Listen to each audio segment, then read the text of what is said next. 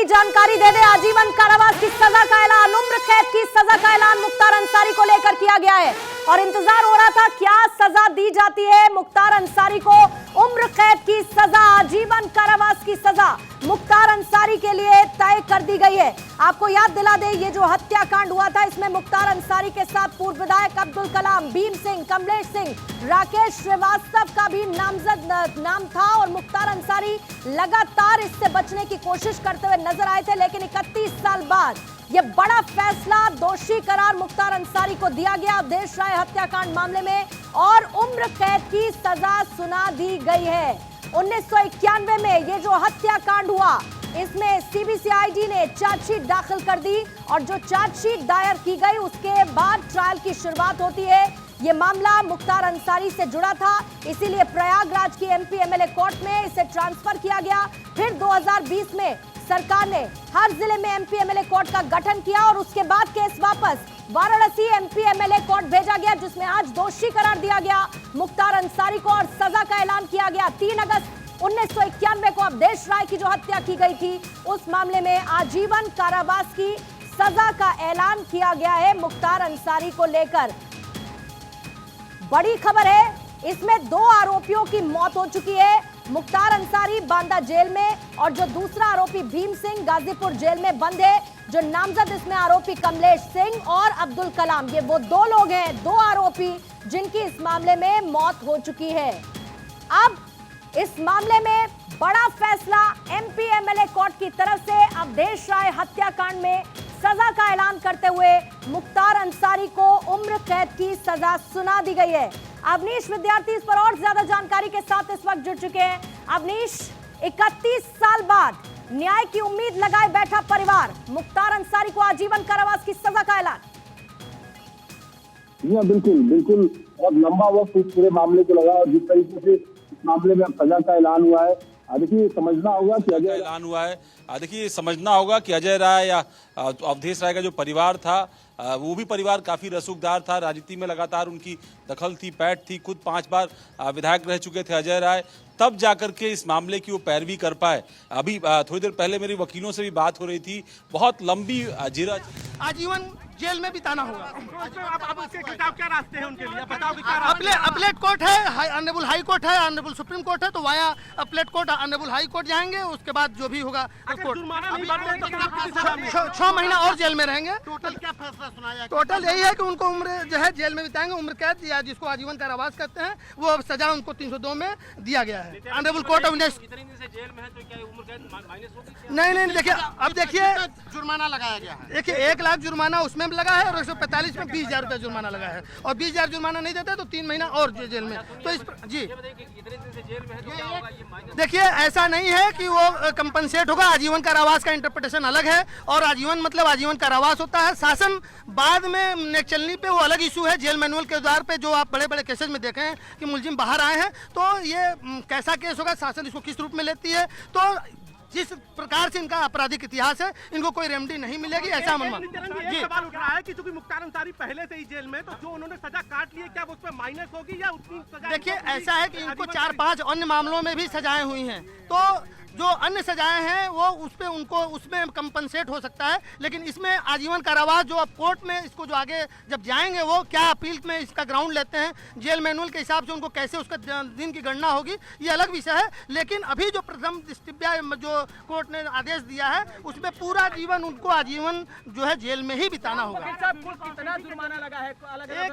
1 लाख जुर्माना 302 में और एक और जो धारा थी उसमें 20,000, और यदि वो नहीं देते हैं 145 तो उसमें इनको 6 महीना और इस तरह से 3 महीना। ये कोर्ट का हर चूंकि अपराध जो उनके ऊपर साबित होता है तो अलग अलग जो उसके पनिशमेंट होता है वो देना होता है, तो उसमें अलग अलग उनको पनिशमेंट सुनाया गया है। ऊपरी अदालत में भी जाने का रास्ता एकदम खुला हुआ है। इस देश में भारतीय संविधान के अनुसार, आईपीसी के अनुसार हर व्यक्ति को अपीलेट राइट है। ऑनरेबल हाई कोर्ट है, ऑनरेबल सुप्रीम कोर्ट है, तो अपील के राइट सबको है। वो भी मुलजिम है, उनको भी राइट है, वो हाई कोर्ट जा सकते हैं। नितिन जी, कितने दिनों में आप क्या समय अवधि होती है जब आप हाई कोर्ट जा सकते हैं, उच्च अदालत जा सकते हैं? देखिए ऐसा है कि एक टाइम लिमिटेशन होता है, उस लिमिटेशन में वो जाएंगे और वो उनके वकील का विषय है कब वो जाते हैं, क्या देखते हैं। अभी क्या मुख्तार के वादी मतलब बचाव पक्ष की ओर से वकील वहाँ मौजूद थे? जी, उनके तरफ से अनुज यादव और विकास सिंह और तमाम लोग मौजूद थे।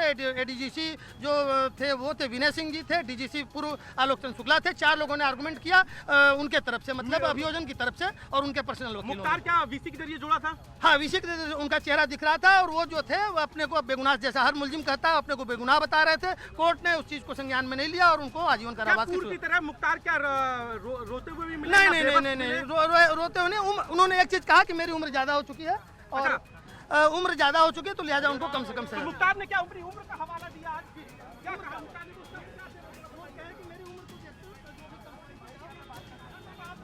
तो देखिए, आप सुन रहे थे वकील की तरफ से कहा गया क्योंकि संविधान के हिसाब से देश चलता है तो रास्ता है उनके पास हाईकोर्ट में जाने का भी, लेकिन एमपी एमएलए कोर्ट की तरफ से बड़ा फैसला मुख्तार अंसारी को लेकर 1 लाख का जुर्माना और उम्र कैद की सजा का ऐलान किया गया। माफिया मुख्तार के खिलाफ कुल मिलाकर 61 मुकदमे दर्ज हैं और कई मामलों में सजा का ऐलान हो चुका है।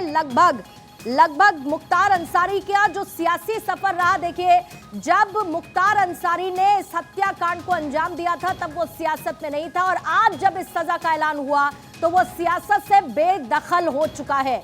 मुख्तार अंसारी आजीवन कारावास और 1 लाख का जुर्माना मुख्तार अंसारी पर लगाया गया है। ये बड़ी सजा का ऐलान किया गया। अवनीश हमारे साथ लगातार बने हुए हैं। अवनीश, अपनी बात पूरी कीजिएगा। और बीते 4 मामलों में जिसमें सजा का ऐलान मुख्तार अंसारी को लेकर किया गया, उसमें अभी तक ये मैक्सिमम पनिशमेंट है।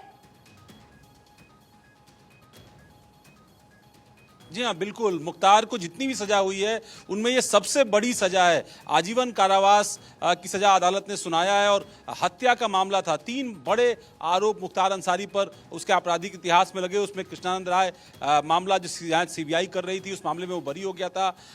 रुंगटा अपहरण कांड जो था उसमें वो बच निकला था, गवाहों को उसने प्रभावित किया था। और ये मामला अवधेश राय का ये सबसे पुराना मामला था और इस पुराने मामले को लगातार प्रभावित करने की कोशिश खूब हुई। अदालतों के चक्कर काटे गए, बार बार अलग अलग तरीके से अपील आगे बढ़ाई गई, लगातार तारीखों पर तारीख और शायद यही वजह है कि आप देखिए लगभग 32 साल लग गए इस पूरे मामले को जजमेंट तक पहुंचने में। और वो भी तब जब दूसरा परिवार भी राजनीतिक तौर पर काफी मजबूत है, उसकी तरफ से भी लगातार इस मामले की पैरवी की गई। सत्ता में भी बहुत बार अजय राय मुख्तार अंसारी को अवधेश राय हत्याकांड में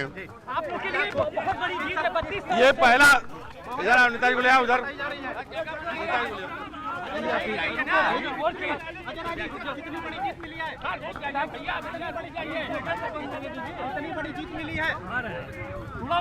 देखिए, ये 32 साल की लड़ाई जो मैंने अपने सभी साथियों, परिवार और अपने वकील, हमारे जो लोग सभी लोगों ने मिलकर जो ये लड़ाई लड़ी, उस लड़ाई में आज बाबा विश्वनाथ की कृपा से हम लोगों को विजय मिली है और ऐसे दुर्दांत अपराधी को माननीय न्यायालय ने आजीवन कारावास की सजा सुनाई। कितनी बड़ी जीत मानते हैं इसे? अरे ये आज हम लोगों के जीवन का 32 साल से जिसका इंतजार कर रहे थे, आप 32 साल के बाद ये फैसला आया है तो अब इसका आप समझ सकते हैं कि हमारा, हम है और मेरा परिवार और हमारे बड़े भाई की बिटिया अवधेश भैया की सभी लोग बहुत ही न्यायपालिका का शुक्रगुजार है। सब लोग धन्यवाद दे रहे हैं। कितनी उम्मीद थी इस फैसले को लेकर? कितनी उम्मीद थी? हम लोगों ने जो डटकर काम किया था, जो डटकर हम लोगों ने गवाही की थी, जीरा दी किया था और जो हम लोगों ने साक्ष्य दिया था, उससे ये लगता था कि निश्चित तौर से इस ज्यादा से ज्यादा सजा इनकी होगी और वो न्यायपालिका ने उनको ये किया। बिल्कुल,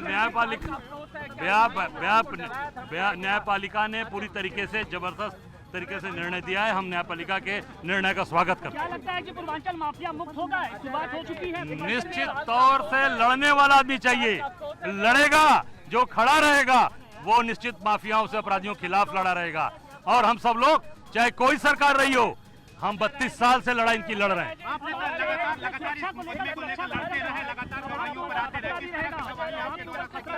अब खतरा, बहुत खतरा पहले से भी है, लगातार खतरा बढ़ता जा रहा है, पर सरकार मेरी सुरक्षा व्यवस्था के नाम पर कुछ नहीं, 2-3 गनर दे रखा है। मैं लगातार ये मांग कर रहा हूँ कि ये सुरक्षा बढ़ाई जाए और सुरक्षा नहीं बढ़ाई जा रही है। अगर मेरे साथ कोई दुर्घटना होती है, उसकी पूरी जिम्मेदार ये भारतीय जनता पार्टी की सरकार होगी। अब ये सरकार को तय करना चाहिए कि जो व्यक्ति लड़के खड़ा है उसकी सुरक्षा करें और उसके पूरे परिवार की सुरक्षा करें।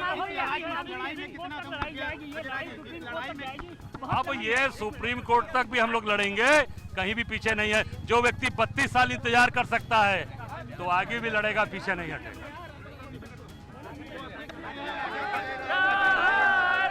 देखिए, परिवार की खुशी, अजय राय को इस वक्त आप सुन रहे थे, परिवार की खुशी देखते ही बन रही है। अजय राय ने कहा कि 32 साल से हम ये लड़ाई लड़ रहे थे, आगे सुप्रीम कोर्ट तक भी जाना पड़ेगा तो हम लगातार लड़ते रहेंगे। और अजय राय ने इस पर खुशी जाहिर करते हुए कहा कि न्यायपालिका ने इंसाफ दिया और इस तरीके के दुर्दांत अपराधी को इस सजा का ऐलान किया गया है।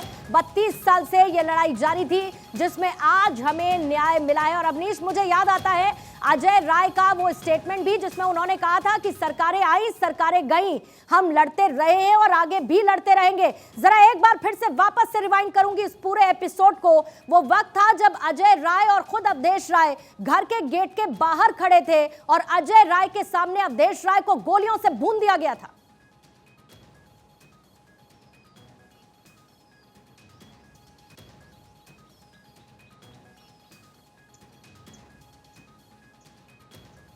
अवनीश, आप तक मेरी आवाज पहुंच पा रही है?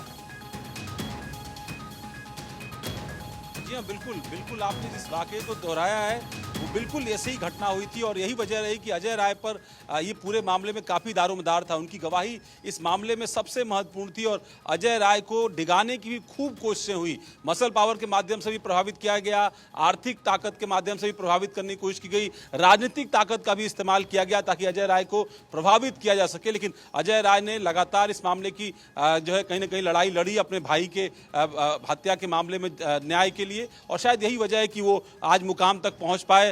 मुख्तार को, माफिया मुख्तार को अब तक की सबसे बड़ी सजा हुई है। अब से पहले जो गैंगस्टर एक्ट के मामले थे उसमें उसको अधिकतम 10 साल की जो सजा हुई थी वो सबसे बड़ी सजा थी, लेकिन आज जो सजा हुई है और खासतौर पर कृष्णानंद राय हत्याकांड में बरी होने के बाद, रुंगटा अपहरण कांड में बरी होने के बाद ये एक 1 लाख अर्थदंड लगाया गया है माननीय न्यायालय द्वारा। आप लोग के लिए कितनी बड़ी जीत है? ये बहुत बड़ी जीत है। 32 साल से लगातार हम लोग लड़ रहे हैं इस चीज को और अंततः आज फैसला आया है।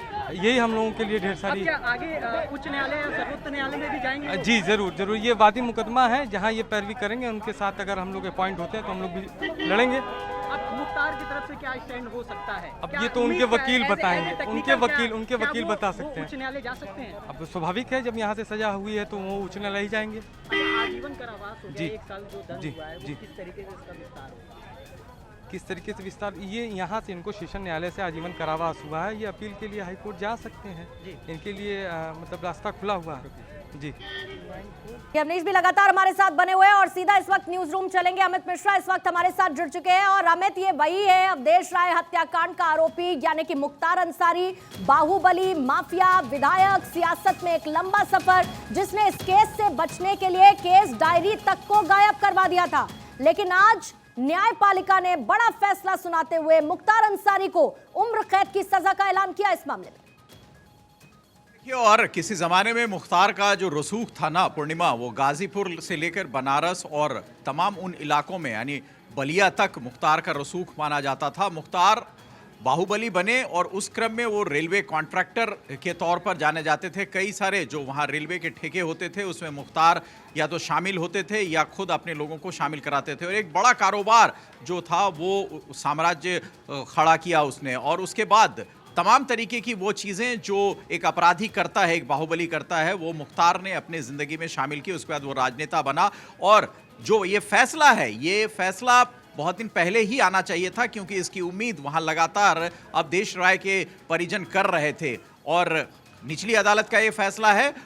हालांकि अब इसको मुख्तार के जो वकील हैं वो ऊपरी अदालत हाईकोर्ट में चुनौती देंगे और जाहिर सी बात है जो ये फैसला है ये तथ्यों के आधार पर लिया गया फैसला है जिसमें मुख्तार को पूरी उम्र जो है वो जेल में गुजारनी पड़ेगी। और इसके अलावा आप देखें 1 लाख रुपए का जो उनको मुआवजा यानी उनको भरपाई करनी पड़ेगी, वो भी कोर्ट ने उसमें रखा है मुख्तार के ऊपर। लेकिन कुल मिलाकर सबसे बड़ी बात है कि एमपी एमएलए कोर्ट में उसे दोषी करार दिया है और इस दोषी के करार होने के बाद जो मुख्तार या उसका भाई अफजाल जिस तरह की राजनीति करता था उस पर तो रोक लगी गई, क्योंकि आजीवन कारावास में रहेगा और उस कारावास का पता नहीं हश्र क्या होगा, आगे कौन सी अदालत उसको इसे बरी करती है वो देखने वाली बात होगी। फिलहाल जिस तरह की चाहत वहां लोगों को थी, खासतौर से अवधेश राय परिवार को, उसको बड़ी राहत मिली है और इस राहत की उम्मीद लगातार की जा रही थी। जब आप देखें मुख्तार जेल में बंद था तब से ही एक कयास लगाए जा रहे थे कि अतीक के बाद अब मुख्तार जो दूसरा बाहुबली है उत्तर प्रदेश में,